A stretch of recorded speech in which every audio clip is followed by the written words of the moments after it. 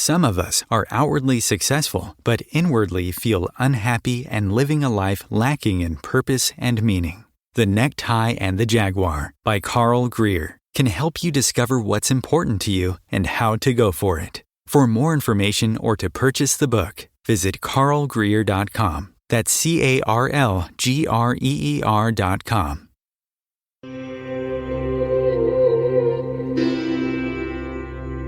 Welcome to Inspiration and Transformation from the Banks of the Ganga with Sadhvi Bhagawati Saraswati, an American sannyasi living at the Parmarth Niketan Ashram in Rishikesh, India. Sadhvi is president of the Divine Shakti Foundation, a charitable organization bringing education, vocational training, upliftment, and empowerment programs to women and children. Sadhvi is also Secretary General of the Global Interfaith Wash Alliance and Director of the world-famous International Yoga Festival. Join the musings of an American sannyasi as Sadhvi shares the wisdom and teachings of her guru, His Holiness Pujya Swami Chidanand Saraswatiji.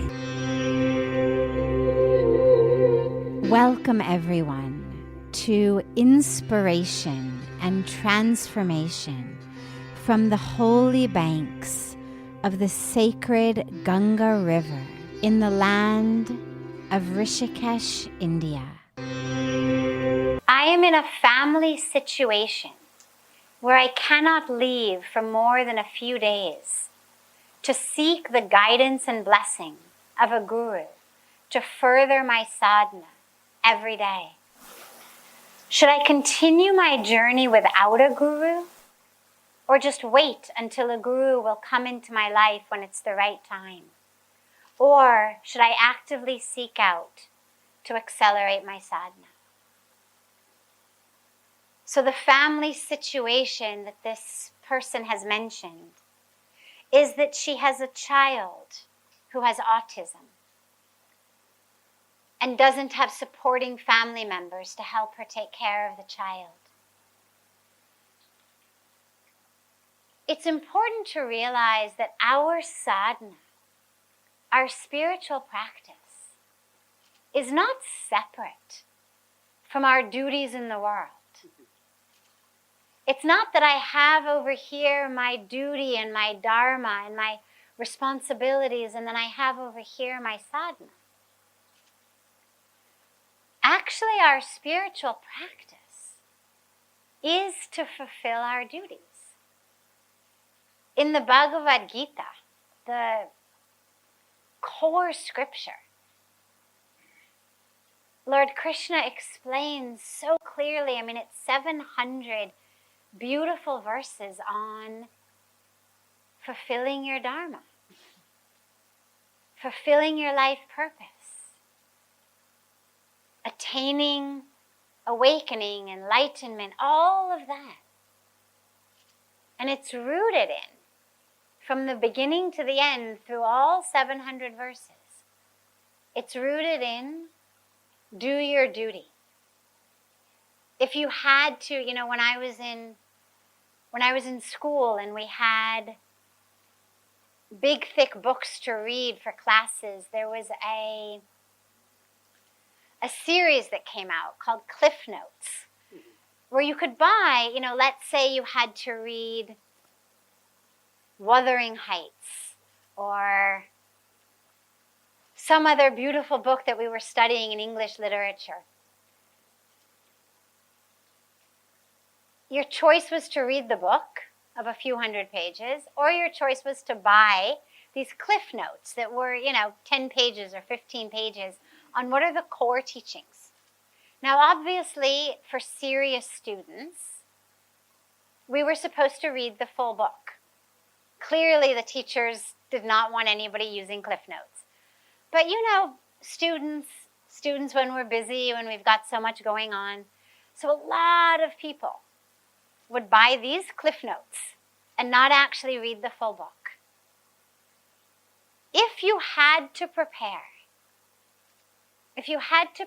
the Cliff Notes, this essence in bullet point of the Bhagavad Gita, right up there at the very top would be, do your duty.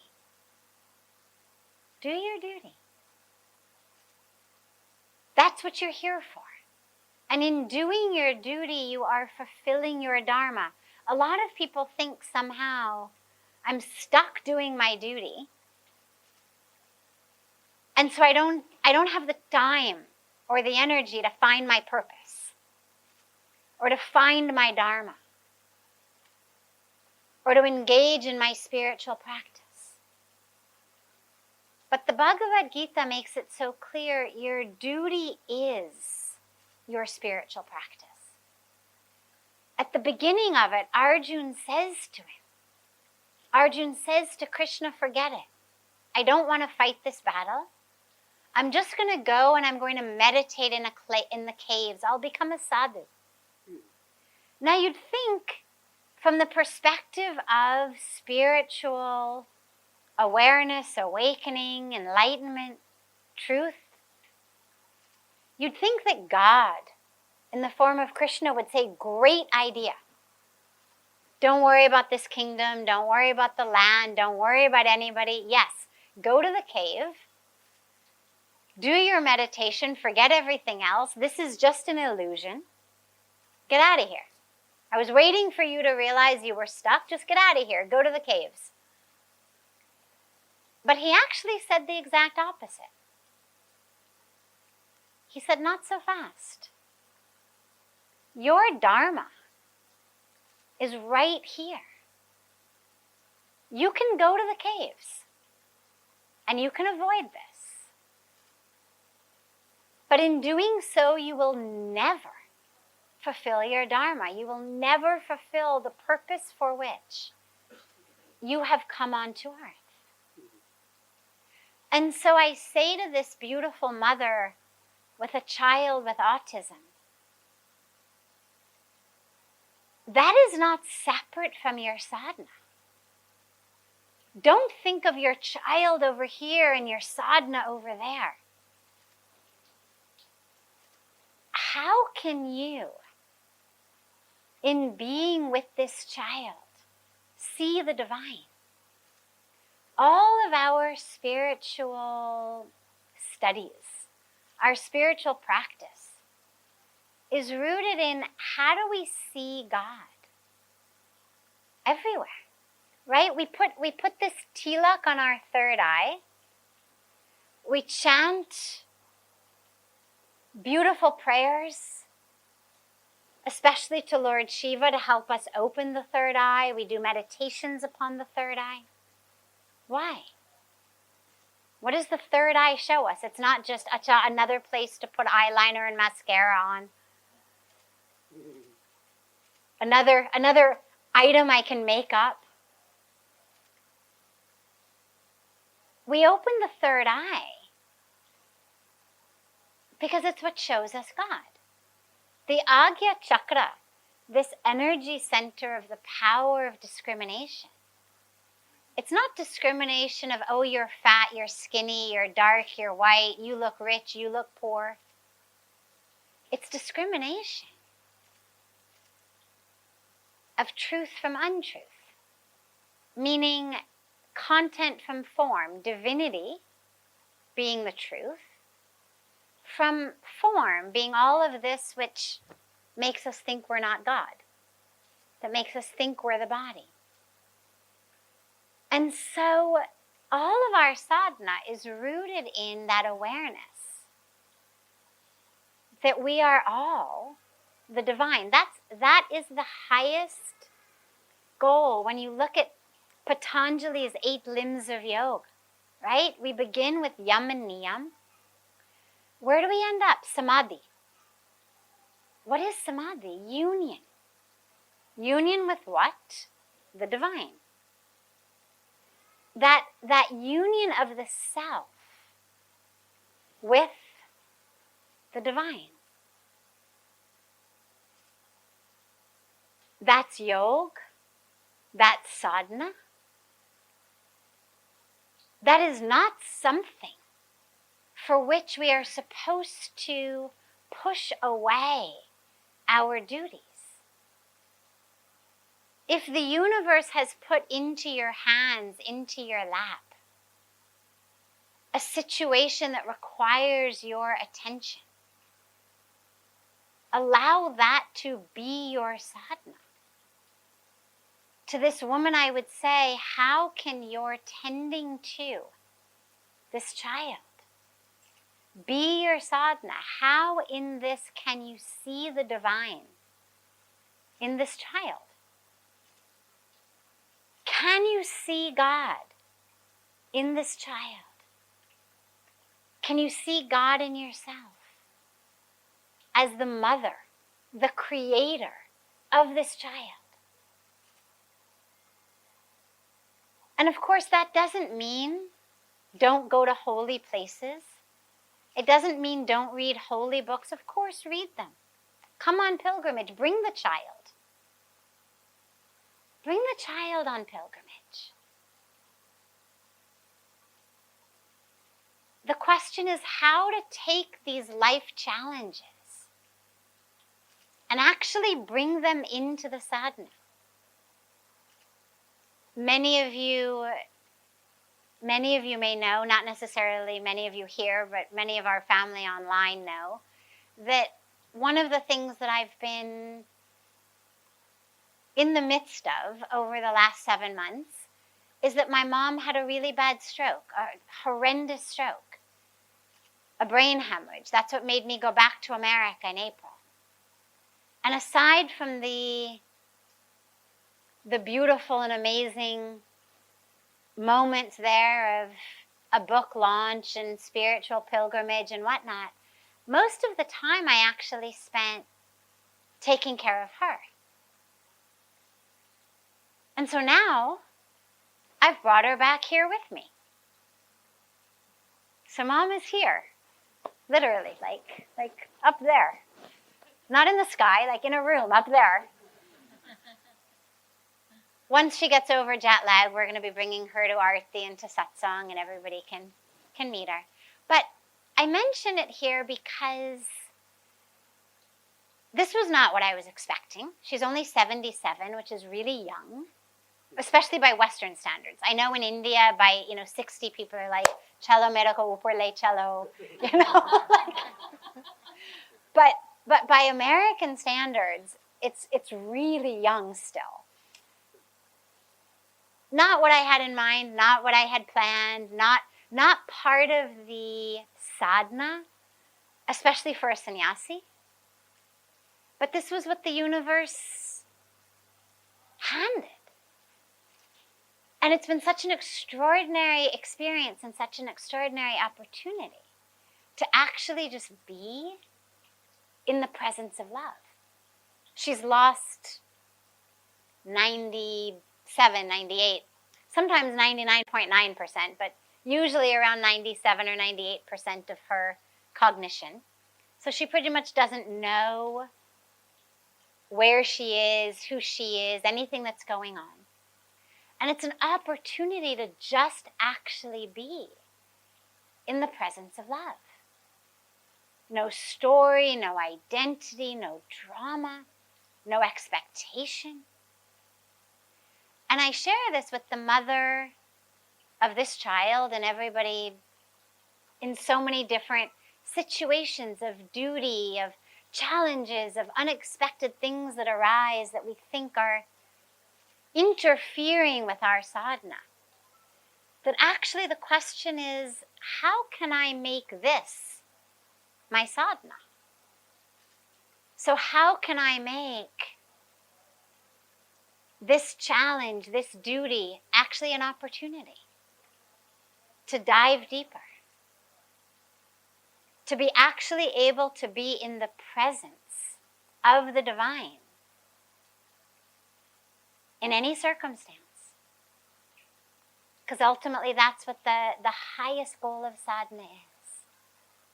So let your son be your sadhana and bring him on pilgrimage. I know it's a challenge. We just brought my mom from LA all the way here in a wheelchair, unable to move. It's a challenge. But it's doable. It's absolutely doable.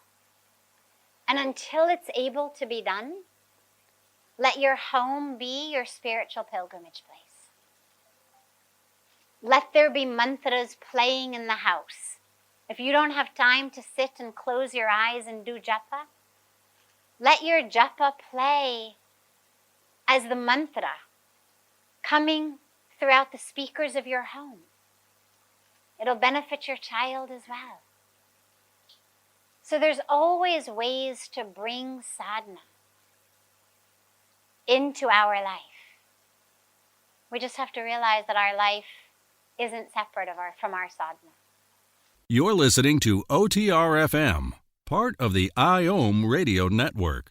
Being a radio host on IOM FM allows you to build your show on a rich platform with the power of the internet to fulfill your outreach goals and connect with a very specialized and global online audience, unlimited by time and distance. OMTimes Radio will provide you with web relevance, a recognizable conscious brand, and with the standard of excellence that has accompanied every single Circle of Hearts Radio is a sanctuary on the airwaves. Join me, Grandmother Alaya, in the circle on Sunday, 2 p.m. Eastern as I share information to both enlighten and nourish your soul.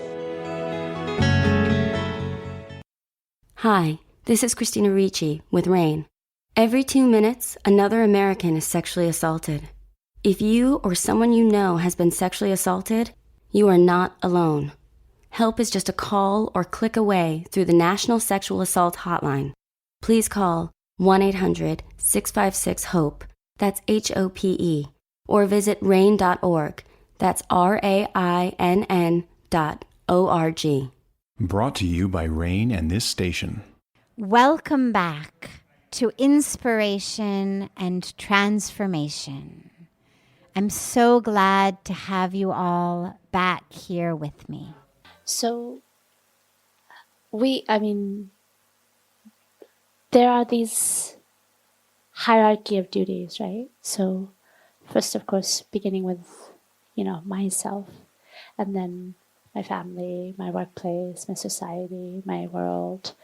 So sometimes they're not so easy to recognize, and they kind of come together. And then how do you begin to sort of maneuver through them and juggle them in a graceful way? So the hierarchy of duties, she said. We've got in our lives so many different duties to our families, to ourselves, to so many different ways, places. How do we create that hierarchy? Like, how do we know what's more important? And also then, how do we juggle them? There isn't any equation that I can give you. There isn't any one right answer.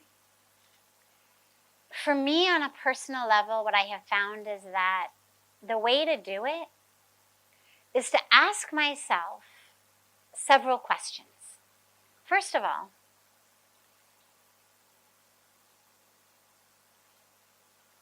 is this duty something that is in alignment with where I know I am going spiritually in my life? Because there's a lot of different places that we also get our ideas of duties from. So for example, we have our own idea. Every one of us, if I went around and said, okay, tell me all your duties, everybody would have a list of what we think our duties are. Some come from within ourselves. A lot of them come from our culture. Scroll social media or watch TV and you're going to discover you've got a duty to lose weight. You've got a duty to be much, much more attractive than you are. You've got a duty to have really white teeth and clear skin. Right? I mean, this is what advertising is. It basically tells us that if you are not looking your best, you have somehow failed. I just spent, as I mentioned, so many months in California where pretty much everywhere you go, there's some or other anti-aging clinic, place, billboard, sign. Anti-aging is like the big thing. Reverse aging, anti-aging.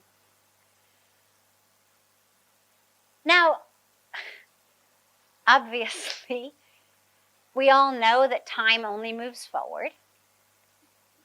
We know that we all have physical bodies that are doing what matter does, which is degenerate, at pretty predictable rates. We've got some ability through what we eat, our exercise, our mindset, supplements, to make it a healthier run. Don't smoke, you get an extra several years. But the physical body is degenerating. We can't anti-age or reverse age. But I mention it because there's this idea that somehow, if you are aging, you are failing. That you're failing in your duty. That if you've got gray hair and wrinkles, you've somehow failed. Like, didn't you see the sign on your corner? You should have gone into the store, into the clinic. Like, there's a billboard everywhere. Don't give in to aging. So then we think, well, it's our duty to not age. It's our duty to look like we're 25 our entire lives. So when you think about duties, we've actually got a lot of duties that are not really duties, that have come into us because of marketing, because of advertisement. Then we've got some duties that are not our duties, but our culture imposes them upon us. Be a good girl, right? Good girls don't do this. Good boys don't do that. Behave yourself. What are the neighbors going to say?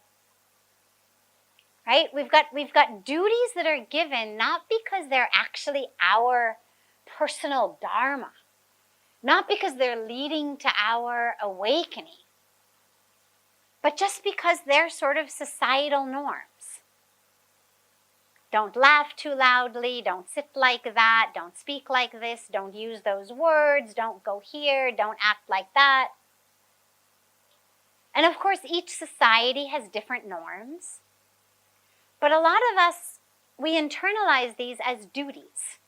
I have a duty to be a good girl. I have a duty to be the good boy or the strong boy. Whatever our norms are that we're given. Let me be very clear. Those are not your duties. We may choose to abide by societal norms. It certainly makes for smoother functioning societies when kind of everybody does the same thing. But you also end up with a lot of oppression. You end up with a lot of repression. You end up with a lot of discrimination. So do not think that it is your duty to do what the neighbors say is what a good girl does or a good boy does. It's not your duty to make the neighbors jealous of you or your family. So once you start teasing out the duties that our social media feed, that the advertising, that society, that our neighbors give us, we realize we've actually got a lot fewer duties. And those duties are to our own awakening, to our own truth.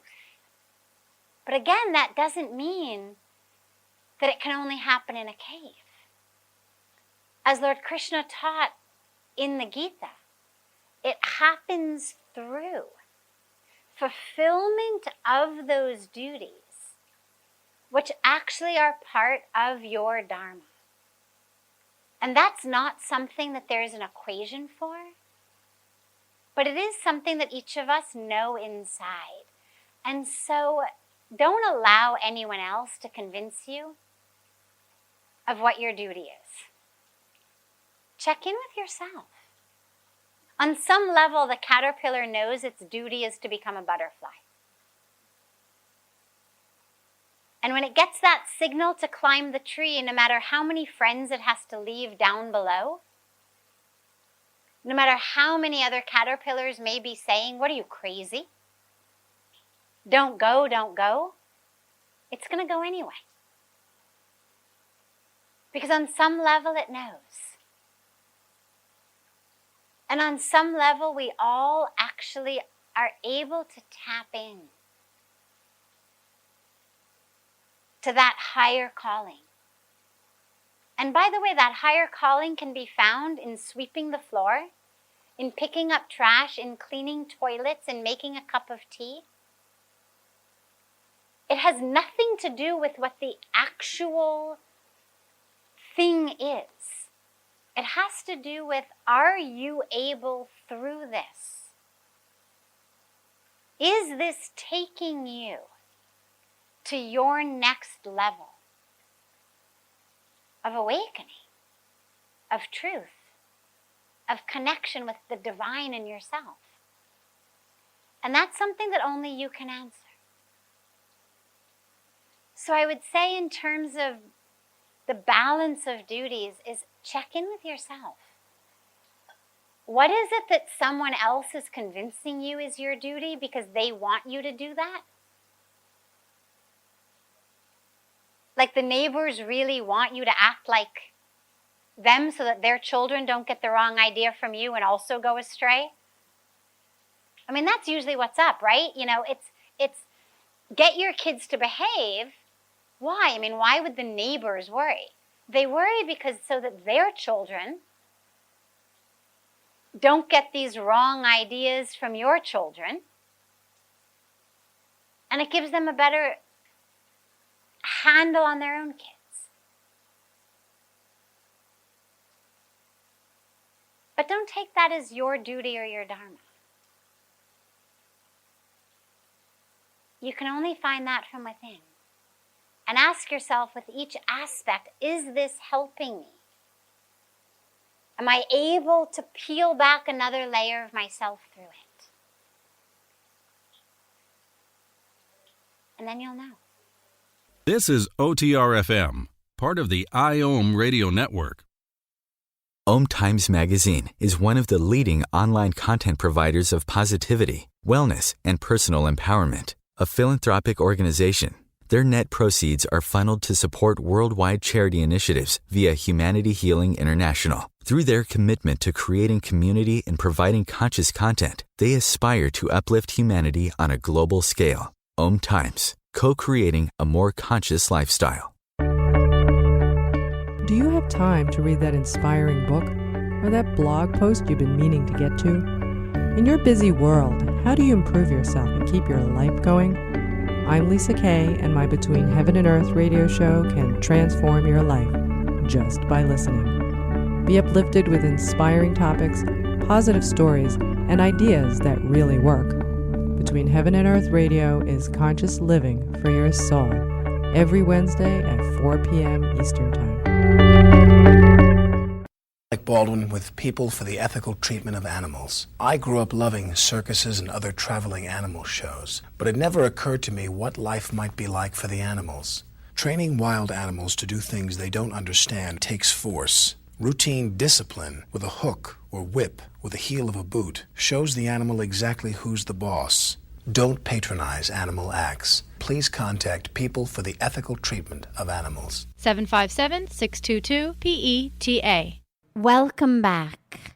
This is Sadhvi Bhagawati Saraswati with inspiration and transformation. मेरे मन की बात भी आपने जान ली. मैं यम नियम के बारे में भी मनोमन सोचता था, तो आपने पतंजलि के 8 प्रिंसिपल है उसके बारे में फर्स्ट जो प्रायोरिटी में है, फर्स्ट स्टेप है, उसके बारे में बताया. मेरी आपसे प्रार्थना है, हम जो प्राइमरी बेस के 2 से हमारा जो 5 यम और 5 नियम है, उसके बारे में उससे तो आगे कूद जाते, लेकिन आसन प्राणायाम, प्रत्याहार, धारणा, ध्यान, समाधि में लग जाते हैं, लेकिन जो प्रिंसिपल है हमारा पहला यम और नियम, उसमें हम फेल क्यों जाते हैं? Beautiful question. So what he asked is, in the 8 limbs of yoga as given by the sage Patanjali, we begin with yam and niyam. And he said, but why is it that everyone tends to skip over those and go straight into asana, pranayam, pratyahar, dharan, dhyan, samadhi, that we forget or we skip over yam and niyam? Why? The reason I think is because asana is something that I can do for 30 minutes, 60 minutes, 90 minutes. फिर I am done. Tick कर दिया, मेरे आसन हो गया. ठीक?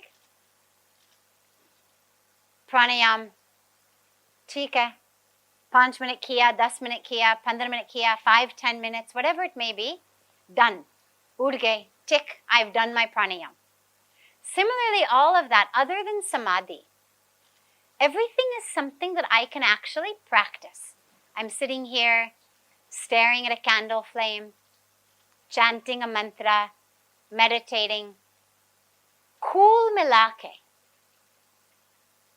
1 hour, 1.5 hours, and I am done. And that's if I have a long asana practice. If it's just Surya Namaskar, बड़े आराम से 15-20 मिनट में मेरा सारे काम हो गया, right? We can be done with all of the others from asana up through meditation, depending on how long we choose to practice. You could be done in 15-20 minutes a day. Couple rounds of Surya Namaskar, a little bit of this, little bit of that, 5 minutes meditation, and you can be done. And you can have checked off the day, spiritual practice, complete, done. Now I can go to work, cheat people, lie, hoard, make money through oppressing other people, suppressing other people, through violence. The problem with yam and niyam, वो तो 24 घंटे का काम है. कोई नहीं करना चाहता. Yam and niyam is actually how we live. It's not a 5-minute-a-day job that I can do and then I stand up and I'm done. Yam and niyam, if I'm really going to live it, if I'm really going to live by non-violence and truth, non-stealing, non-hoarding, well, that means literally everything I buy, everything I eat, everything I wear, everything I speak, how I travel, how I make a living, what brand of shampoo I use. Literally, every single moment, what my handbag is made out of, what brand of different things I am buying, everything. How I am speaking to people. We're running late. We're supposed to be somewhere. The phone rings. We pick it up and we say, yeah, I'm on the way. Rasta pe hain. Now we know we haven't even left the house. Right? How many times? Rasta pe hain. And in our mind, yeah, we're just getting ready to leave. But if I'm really practicing yam and niyam, and I am living in satya, truthfulness, there's no such thing as a white lie. A white lie is just an excuse to allow us to speak untruth.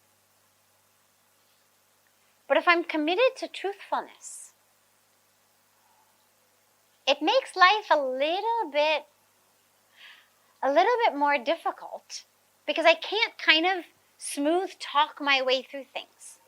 I really have to look at every moment and every minute of my life. But you'll notice that Patanjali made Yam and Niyam the very first limbs of yoga. And the truth is, चाहे एक building हो, चाहे मकान हो, चाहे अपने योग हो, अगर हम तीसरी मंजिल से शुरू करें, कोई भी तूफान आ जाए, हम गिर जाएंगे. जब तक solid foundation ना हो. I said, there's a reason that Patanjali made those, limb 1 and 2, made them the foundation. Because whatever you're building, whether it's a yoga practice, or a home, or any structure, you cannot start on the 3rd floor. You have to have a foundation. If you try to start on the 3rd floor, the minute any little storm comes, any wind comes, your building will topple over. And this is where the foundation of our practice of yoga has to be in how we live. In nonviolence, in word, in thought, in action. And it takes us through a very beautiful practice. The last, of course, Ishwar Pranidhana. Surrender. Well, nobody wants to surrender. Nobody wants to surrender. We all want to have this like death grip on life. What I want, how I want it, when I want it. But Yam and Niyam reminds us that ant mein, we actually have to surrender. So it's beautiful to remember that this is the core of yoga.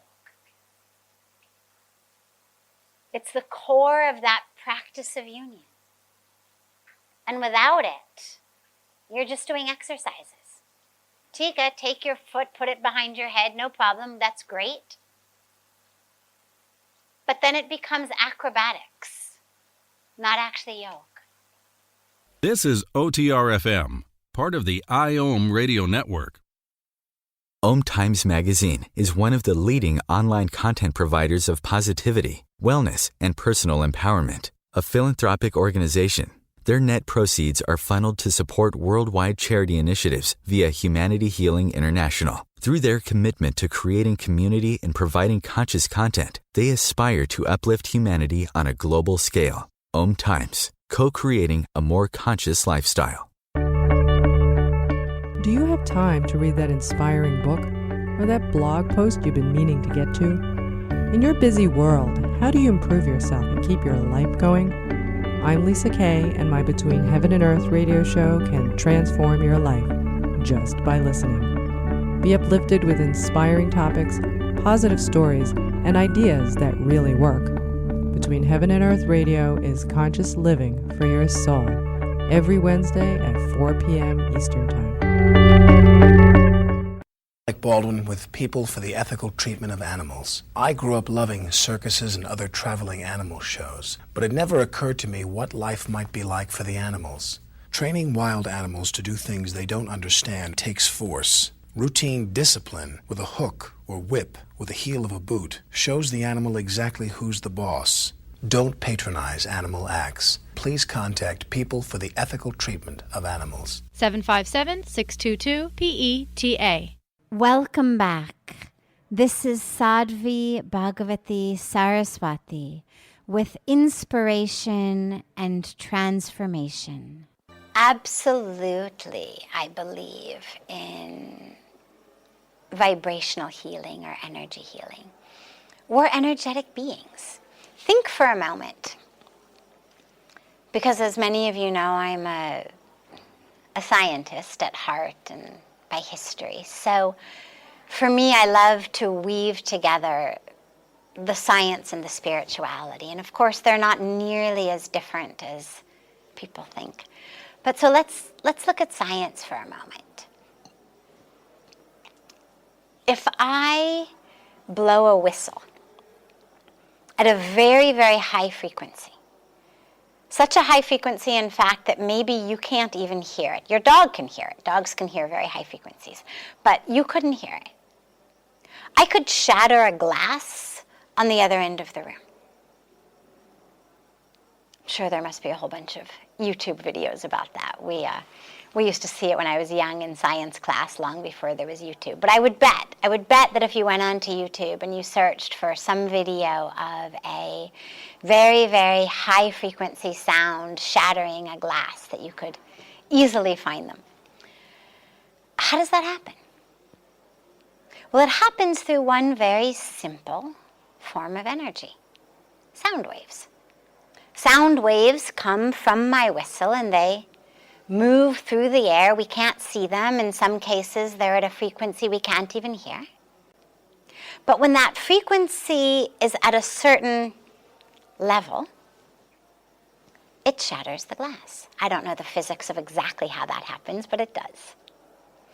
In the same way, people who have very, very loud jobs, so maybe they're rock musicians, or maybe they are the cleaning guy in a concert hall where rock musicians play all the time. Maybe they work in the airport on the runway where the noise from the airplanes. If they're not really careful and wear special ear protection, they'll actually damage their eardrums. You actually can burst an eardrum. How does that happen? Again, energy. Waves of sound of different frequencies that enter into my ear. They go into the ear canal. That's how we hear anyway. Forget bursting eardrums. How do we hear? We hear through energy. Different waves at different frequencies. They tickle little hairs inside the inside of our ear, and those little hairs send little signals to parts of our brain, mostly in the temporal lobes, right? And then we hear things. And then it goes higher up, and then we start to understand, what does that mean? It's all energy. So if one frequency can shatter a glass, if you've ever been to a rock concert, you know you can be sitting 300 meters from the stage or from a speaker. But if they're loud, you feel it in your body. And when you leave that concert, your body is still kind of vibrating like this. Music is over, but your body is still vibrating. How? It's just energy of waves. Sound is an energy. Light is an energy. Heat is an energy. Think about, it's winter time for us now in India. One of the most beautiful things in the world is to go outside in the middle of the day when the sun is at its peak and to just be there in the sun. And it's just lovely. And it changes the whole way that your body feels. It's healing. But not just healing on a physical level, like the whole emotional body just goes in that sun. Well, what is that? It's just energy. It's light energy and it's heat energy. It's what comes off the sun. But when that hits my skin, not only does it eventually change the color of my skin from, white to brown or red, depending on how long I stand there, but it gives me a very deep inner experience of warmth, of niceness. Similarly, if you go out in the nighttime and you don't have enough clothes on, you feel cold, right? It changes how you feel inside. So these are all really basic, simple examples of how energy impacts the body. So then you take practices like Reiki, like pranic healing, like so many forms of healing that don't actually rely on physical touch. So it's not a massage. but it's just through the energy. Well, if I can emit sound waves from my mouth that could shatter a glass across the room, why couldn't I emit waves from my hands that can change the molecular activity of what's happening in someone else's body? Of course we can. Now again, you have to know what you're doing. I can't just shout and expect the glass to break. It's not about volume, it's actually about frequency. So you have to know a little bit of what you're doing. Or it has to be just so aligned with the divine flow, so aligned with the flow of the universe. So if you don't know Reiki, you don't know pranic healing, you don't know a specific energy healing, don't worry. The power that you have through being aligned with the power of the universe, the healing power of the universe, is very great. And love is the greatest way to catalyze and channel that energy. So absolutely I believe in it. And I've seen it. I've seen it work with my own eyes. I've seen it work in my own life. And it's something that we all should have faith in, both as recipients of it, but also as the ability to give it, because we all have the ability. Some of us may have refined it better. Like some people can whistle better than others. But we all have it. And even without refining it,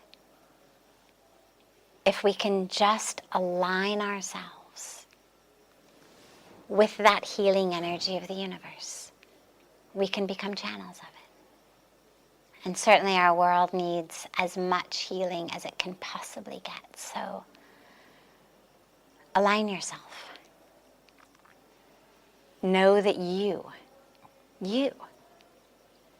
yes, talking to every one of you, can be that healer. Just tap into it. This is OTR-FM, part of the IOM radio network.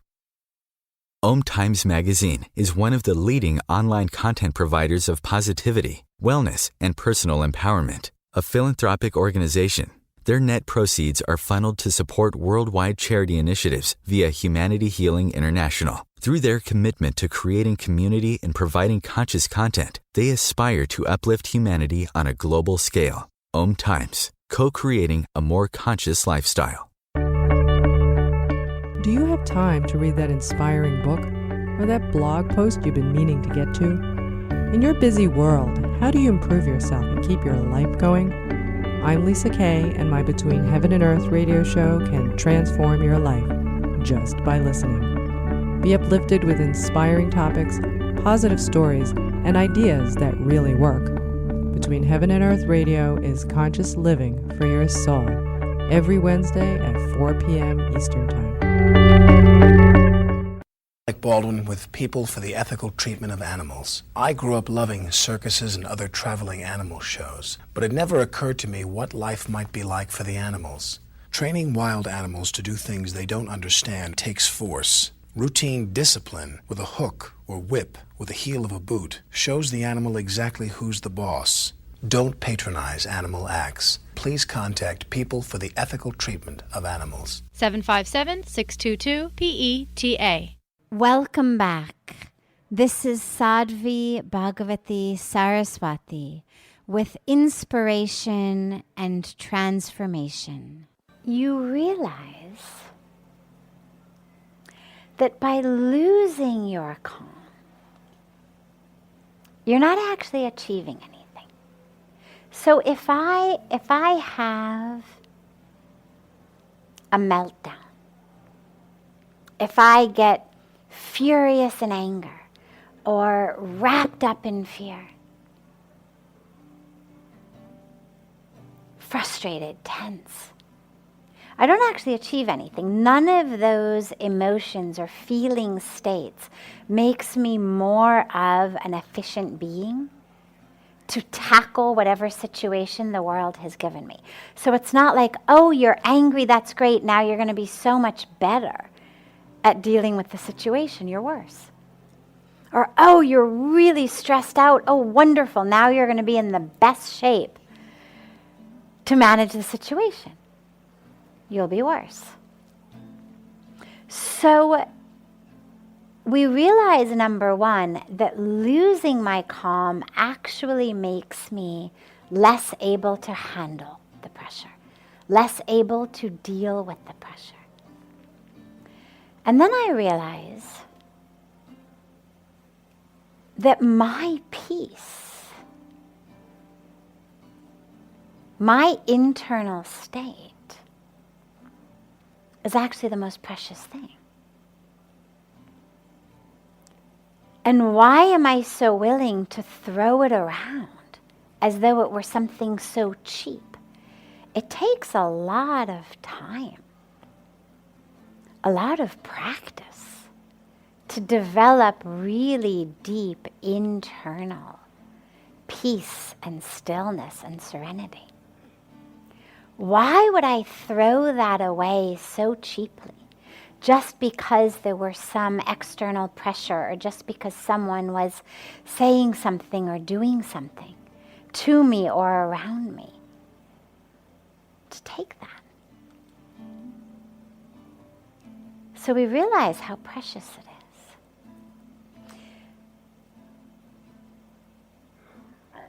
And on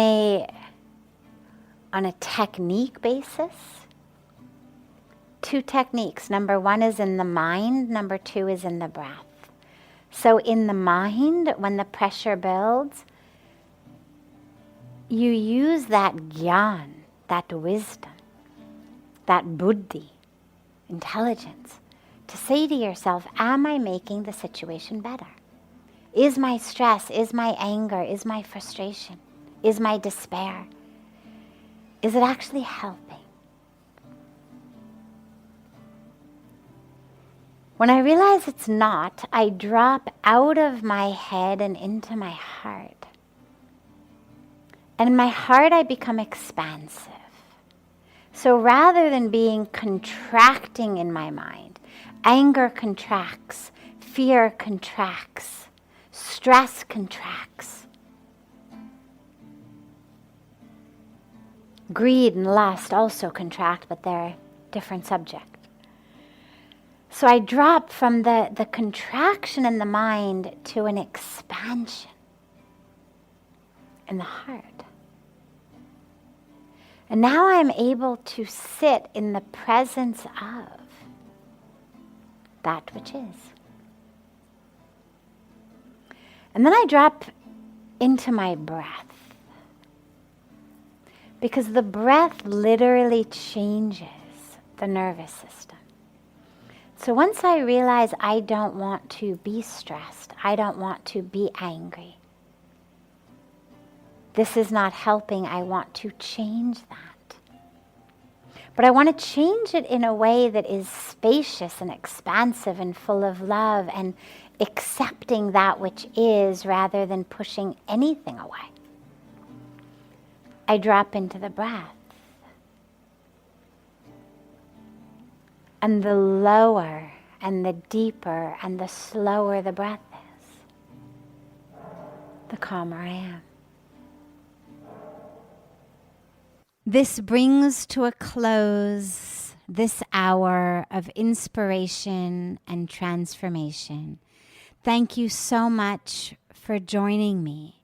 I'm so glad to be together with you all each week, and I look forward to being together again next Thursday, same time, on OMTimes Radio.